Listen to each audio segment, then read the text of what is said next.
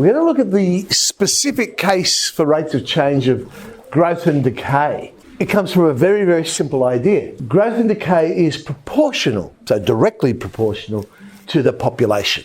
The greater the population, the greater the growth will be. I mean, more people will be born, and unfortunately more people will die. But the smaller the population, the basic idea. In other words, I could represent it with this differential equation. The rate of change, so d to t, is equal to some constant times the population, so directly proportional to the population itself. Now, the solution to this differential equation is that. Now, next year we'll actually go and see how we get that and what have you. We don't have to worry about solving it at this stage. So at this stage, it's fine for us to simply quote, oh, well, the solution is P equals AE to the KT. P would be the population. A ends up being the initial population. If you think about it, it has to, because if T is equal to 0, we're going to have e to the power of 0, which is 1.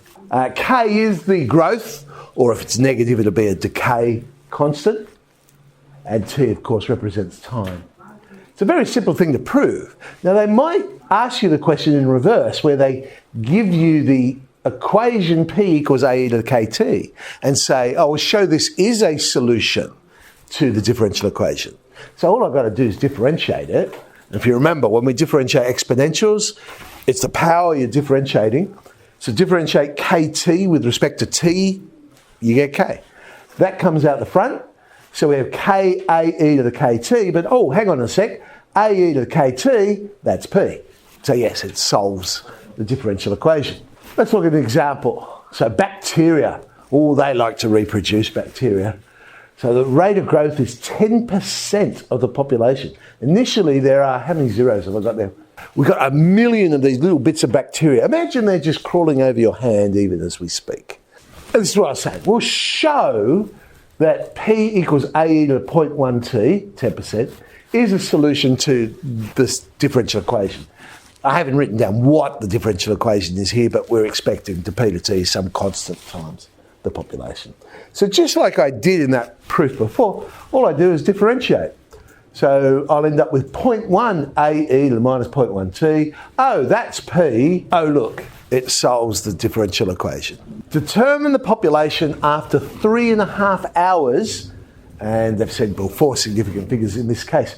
So it really just becomes a substitution question now. I've got to work out what A is. If I didn't remember A was the initial population, I could physically sub in T equals 0, and oh look, surprise, surprise, I get the initial population. So our formula is going to be 1 million e to the 0.1 T. We want to know when T is 3.5, sub it in, and we got 1,419,000 bacteria now crawl. It's probably going up your arm by now too, because 3.5 hours. So after 3.5 hours, we got 1,419,000 on an island. The population in 1960 was 1,732. Now clearly they don't like each other on this island, because in 1970 it was 1,260. So they're knocking everybody off. Bang, you're gone, you're dead. Find the annual growth rate, but in reality this one's going to be a decay rate, assuming it's proportional to population. So how would I set this up? Well, they've told me I can assume d P to T is equal to some constant times the population. And I know the solution to that will be P equals AE to the KT. And now I just have to work out what my different constants are. Well, if I assume that 1960 is the initial point we're working from, then that would be when T equals 0, not when T equals 1960, when T equals 0. So A is 1,732. Now we need to work out the growth rate. Sub in the other bit of information, 1970, which would be T equals 10. And we have this beautiful thing to solve. We've got to make K the subject. Divide, undo the exponential, we log, and there it is. I haven't bothered working it out yet, but that would be the exact value. Now they've said to the nearest percentage, so all right. I get negative 0.0318165, which, well, it's negative 3% to the nearest percent. In how many years will the population be half? Now I'm using population here, but I suppose in science it's very similar to half-lives. of radioactive material. It's the same sort of idea. So we want to know when P is 866, which is, of course, half of 1,732. So surprise, surprise, e to the kt is a half.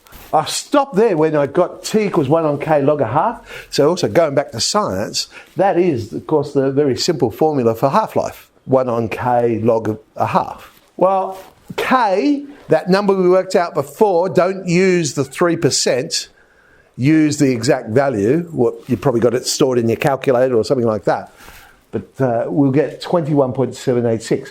It's important to use the exact value because when you start dealing with something like an exponential, even a slight rounding can have a big effect on the final answer. Now, interesting, how do we write our answer here? In how many years will the population be half? 21.786. Well, yes, I'm going to say in 22 years. Had that been 21.186, what would I have said for my answer? 22. I still would have said 22 years. Because in 21 years, it has not halved yet.